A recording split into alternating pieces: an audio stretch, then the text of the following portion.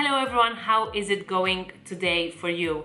I am here to talk to you about my Instax camera. I got the Instax Mini Polaroid camera or whatever film for my 25th birthday, and unfortunately while I was traveling in Australia it broke down and died, and it was horrible experience because I always knew that they're not as durable as other Polaroid cameras, but whilst traveling so far away, the last thing I needed was to lose out on capturing those memories. Obviously, yes, I have a smartphone, I have an iPhone, I can take photos on my device, but the whole point of the Polaroid is to get those memories instantaneous, get them, you know, beautiful and captured. So I did lots of research into this camera, stop waffling, sorry, and now I have this beautiful, which I should probably take the cover off, this beautiful Instax sort of wide photo camera, and I cannot recommend this camera enough. Are there things about this camera that piss me off?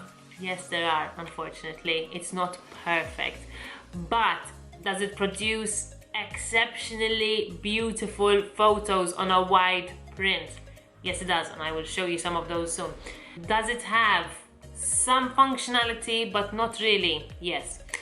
The following options, and I will show you. Have the flash, but to be honest, this does nothing. It just switches on the flash. You cannot ever stop this camera from flashing. So if it's saying, oh, you're in a dark place, I want to put on the flash, you just literally have to cover it up with your hand if you really don't want the flash to be used. So there's no way of switching off the flash, which I think Fujifilm, not great. It's always nice to switch off the flash if you want a more sort of moody picture. And then you have a light and dark button for light and dark moments. I've experimented with it somehow and can't really seem to find a huge difference in my images, but, and I tell you the most beautiful thing about this camera, when you switch it on, so quick, when you switch it on, one, it looks beautiful, just the design. I know people think it's bulky, but I think it's really nice to have such a big camera to sort of hold on, look in the viewfinder and be like, yeah, this is so sexy. And two, it's got a range of lenses that you can use. When I say a range, I mean two. Okay, so you've got the 3 meters and infinite lens, which you use on faraway shots, and you've got the 3 meters and less lens, which obviously you would use if you're taking a photo really up close. It's very hard to take selfies on this camera, but it's also hard to take selfies on any Polaroid camera, even the Mini.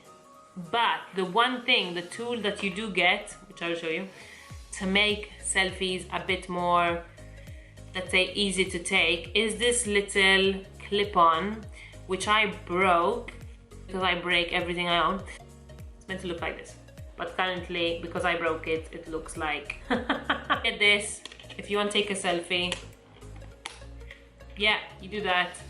Keep it on the lens that pops out. The thing that I broke, so this lovely gadget here, is to give you an idea of where the middle of the picture is going to be, so that sort of aligns with your viewfinder here, and you can align your selfie to be in the middle.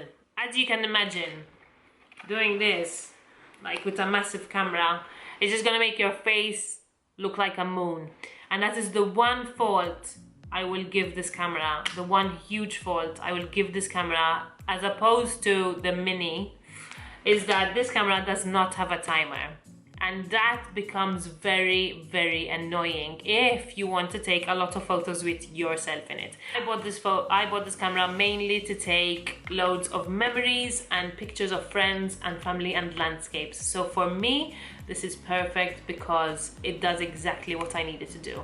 But if you want to get a Polaroid camera that takes pictures of you or you and your friends all together at once, without making your face look like a moon face if you're taking a selfie, and without you having to sort of try to get the nicest stranger around you to take a picture, then this is not the camera for you.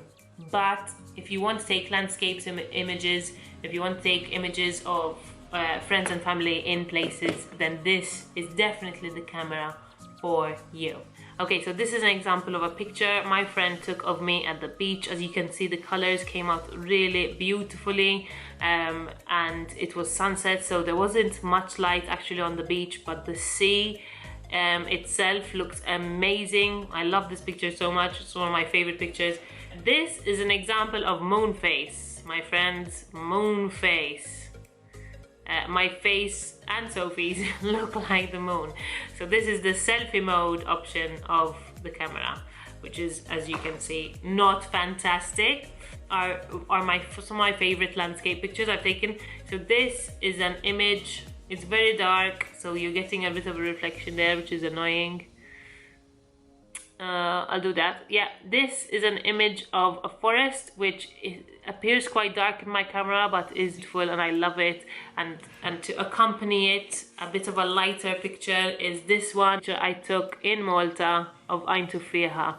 Fantastic, fantastic lighting, fantastic colors. I freaking love this picture so much. The next two pictures are of 3 meters and more. So these are pictures of you and your friends that you have to find a stranger or find a family member to take pictures of you, and this is the quality. So this is a bit more dark and this is perfect in the sunshine with me and my girlfriends on the beach. Those are the type of images you get.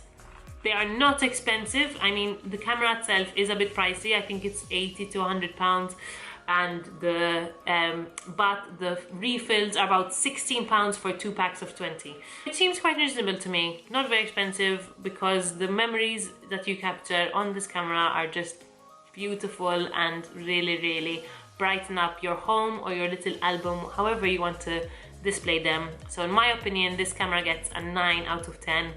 And if you want to buy it for all the reasons I've mentioned in this video, then go for it. You won't regret it. Have a beautiful day. Sanitize your hands. Goodbye.